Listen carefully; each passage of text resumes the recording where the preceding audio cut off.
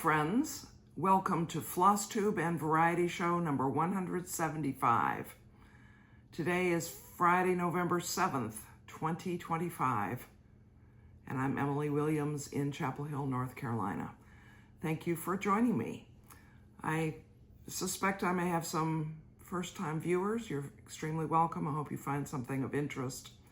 I was so honored to be mentioned by Laura on Brenda and the Serial Starter this past week. She was talking about the Jane Boyer 1831 chart that I gave her and Brenda a copy of. It was, very gratifying. I mean, I really think it's a great little chart. It's a small sampler, and you can look back on videos from this spring to see me stitching it and hear more discussion about it. And I will, I should have had a copy of it handy, which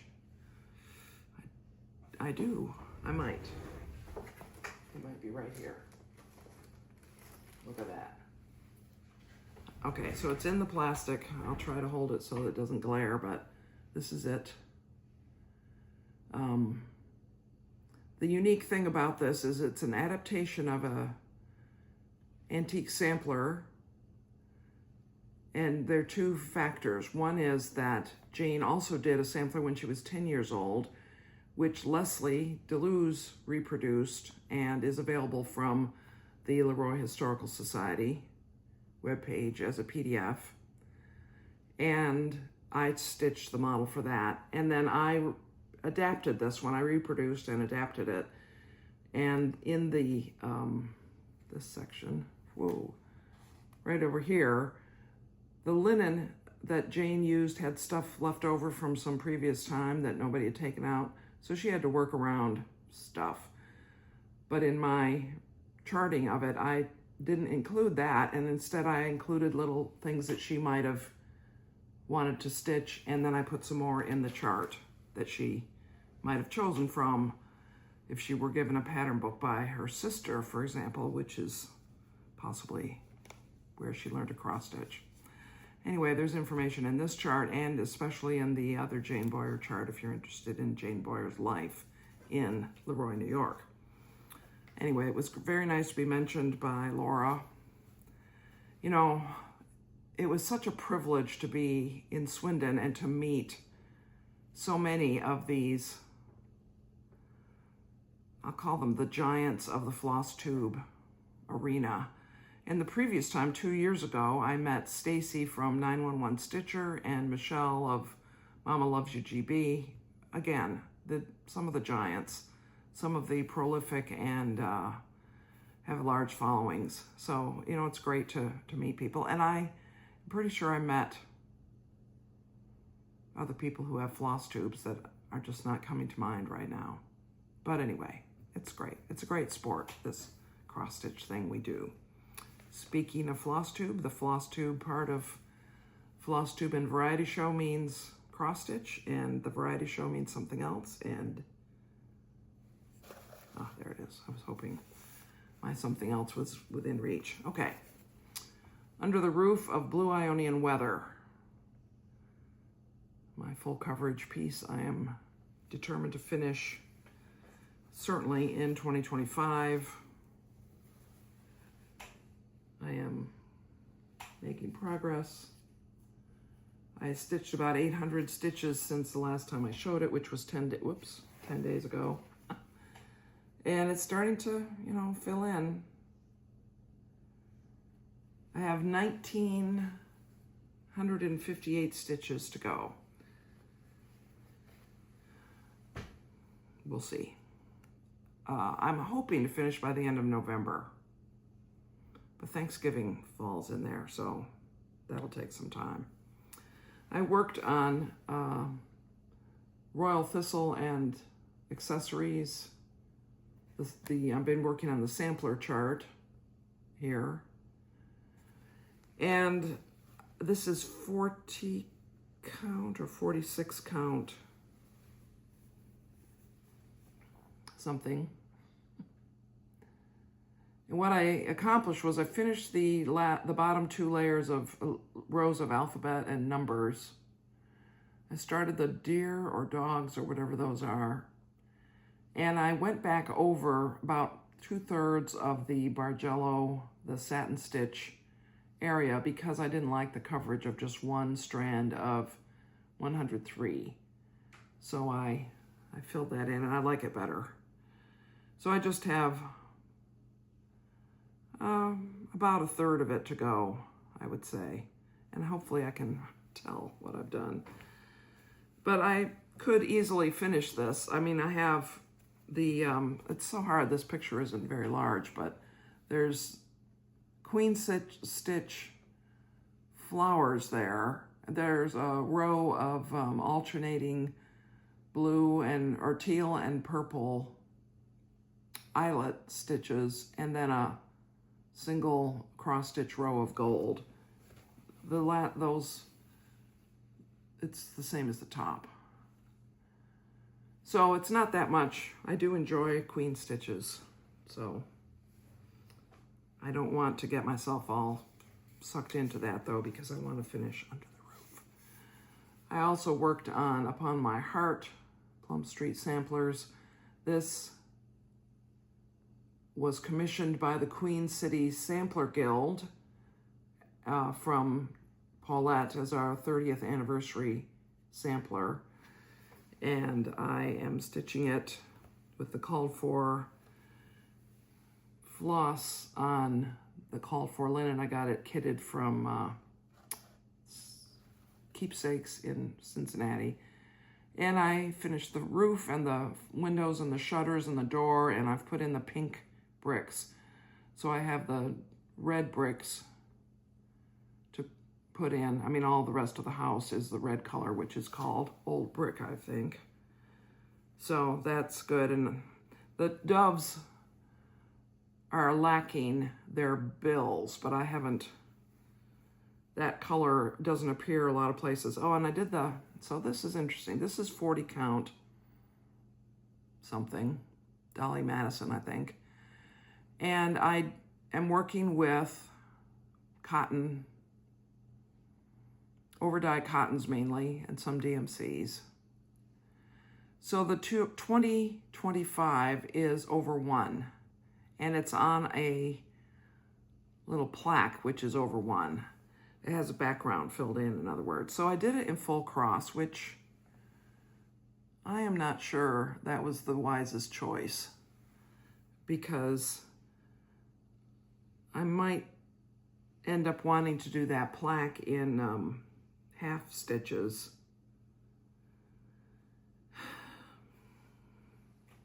I don't know if it will look funny, but we'll see. Bertram Savile Ogle. This was from the All Things Bright and Beautiful red box by Hands Across the Sea. Such a cute little sampler by a little boy. So I filled in the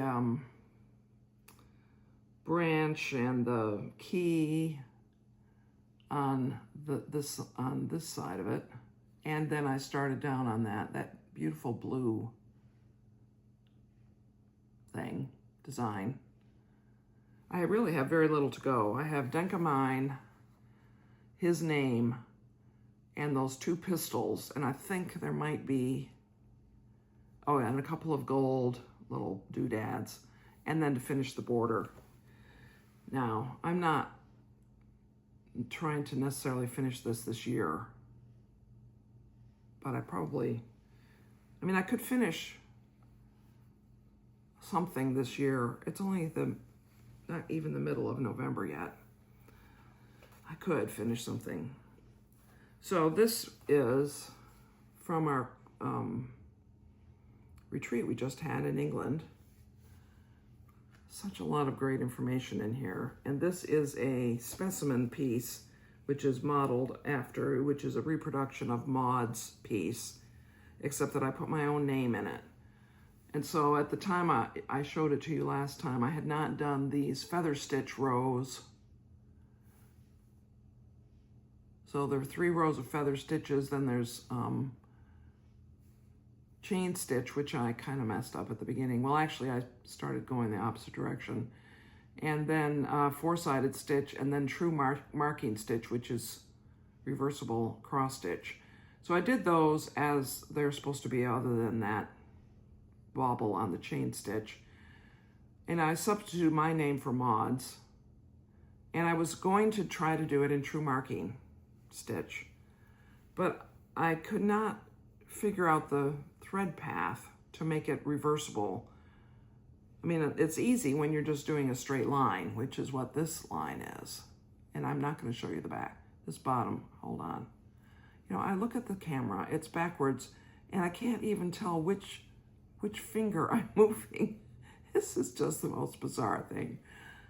This line, this lowest line, is true marking stitch, meaning it's two-sided cross stitch. It's cross stitch on both sides. I could not figure the stitch path to do actual letters, and I decided I'm going to fail that class at the academy, but that's all right. So what remains there is to go around the edge of it with, now it's interesting, this chart says the edge of it is herringbone stitch, but it isn't. It is clearly the feather stitch. So outer border is worked in herringbone. It is not worked in herringbone. It is definitely worked in feather stitch, which is funny because I think she even said that. And I haven't looked at the facsimile to see what Maud had to say about it, but she could not have said herringbone because it's clearly not. Oh yeah, there's another kind of buttonhole here. Look at that, I got the right finger right there. That I haven't done. It's the sort that you would put on the back of a lady's blouse to hook a small little button, that it would be a loop. It's sort of a loop with buttonhole stitch around it to reinforce it. So this is buttonhole stitch. It's not good. Don't get excited. This is not good either. I'm sure that loop won't be good, but I started it and took it out because it really was not correct, and I need to look at the video again. And I did work on Hannah Green, 1826. The goal is to finish this on March 1st, 2026, which is 200 years, I was going to say 2 years, 200 years after Hannah herself finished it. And I worked on this a couple times while I was on Zoom calls and such. Got more of that grass filled in at the bottom. But I have tons to do. Tons. There. I just can't tell you. I mean, that fill in is a lot. I have the border to finish on this side. And then there's a matching little yellow house and tree over there. And then there are two trees, these stylized pine tree looking things. Those are really, they look like fun.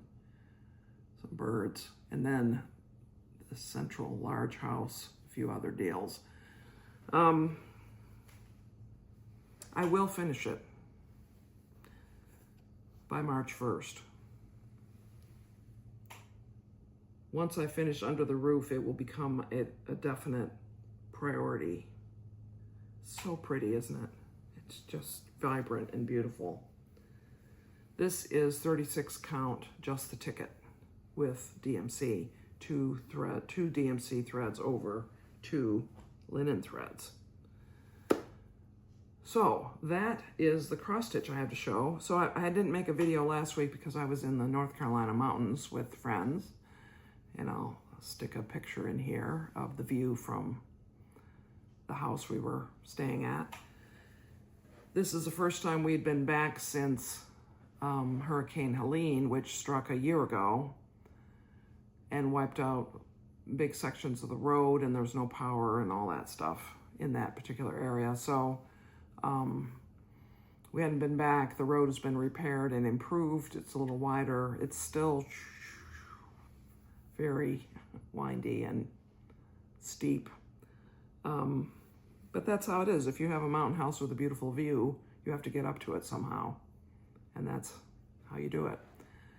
We had delicious food and fun. We did a jigsaw puzzle, which is one of those special ones. I'm trying to think if I'm going to be able to come up with a brand name of it. I might say magic something, but you do the jigsaw puzzle. There's these surprising interior edges, which makes it a little bit annoying and confusing while you're trying to put the puzzle together. And then there's another envelope of pieces that says, do not open this envelope until you have finished the puzzle. So you look at the puzzle and it's finished, but there's pieces in the envelope. And then the instructions tell you what to do about that. And it's quite nice and surprising and fun. So we did that and had really a very relaxing time, mostly hanging out at the house, playing some games. It was very pleasant. So coming up a week from tomorrow, so my friend Cindy, whom you will know from the Galloping Horse videos that are on this channel, retired. A week ago today was her last day. Isn't that great? It's just great. We got together yesterday in the middle of the day to do some sewing on a weekday. So that was really fun. And there's going to be a retirement party for her a week from tomorrow. And I'm doing several food items for it. And it'll be fun to celebrate Cindy. And I thought that since I'm sort of in the cooking, baking, party mode, that I would share a recipe with you today for our variety show segment. And the recipe is called iced lemonade wafers. And basically, it is a lemon shortbread cookie with lemon glaze on it.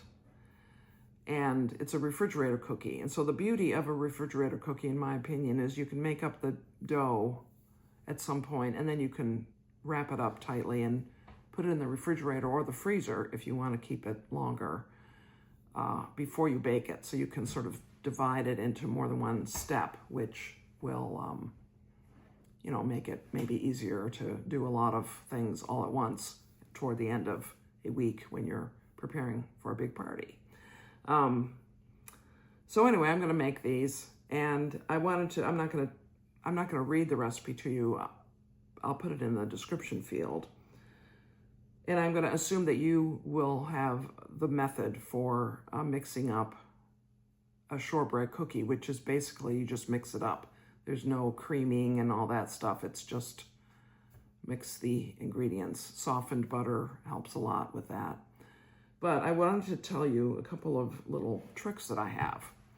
One is, and in the main trick actually, is that when I'm going to make them in advance, I take the zest off the lemons, and that leaves you with this naked lemon, which won't keep very long because the rind is what keeps it fresh. And so once I've taken the zest off, I immediately squeeze the juice out of that and put it in the freezer. And that way I have lemon juice, the fresh lemon juice, to make the glaze out of. And the glaze is so simple. It's confectioner's sugar and lemon juice. That's all. So it's really easy. You just put confectioner's sugar in a bowl, you squeeze in a teaspoon or so. What does it say? 2/3 of a cup of confectioner's sugar and 2 to 2.5 teaspoons of strained fresh lemon juice. That's about right, I suppose. I usually make up some glaze. I don't measure. I just make up some glaze, and I glaze a bunch of cookies, and then I gauge how many cookies I have left and add some more confectioner's sugar and lemon juice to the bowl. Make it come out right, sort of. But here's the biggest tip. So these are paper towel. These were paper towel insides. And you see I wrote save on this because, of course, we recycle these normally. But this is a great thing for storing logs of ice box cookies, refrigerator cookies. So I make the dough, I roll it into a log and wrap it up with wax paper And then I use this to actually help shape it into a round, really round shape. And then, so here it is sticking in here, and then I'll put these in the Ziploc bag and put them in the refrigerator or in the freezer if I'm going to keep it longer. And this keeps it from ending up with a flat side because it's round. So it won't end up with a flat side. And it also ensures that my logs of cookies are relatively uniform in size because these only get so big. And you can, if you want to, you can actually rubber band them shut to make them exactly like that. I'm usually not that picky about it. And then they store in the cabinet. You just put them inside each other. I have some more in there. I have about 6 of these, I think. 6 is enough because how many cookies do you make at once normally? So anyway, that is my tip for that.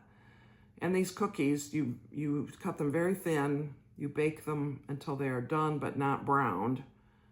Although frankly, the browned ones taste really good. And then you make up the glaze and you brush it on with a pastry brush. So it's very thin coating of glaze.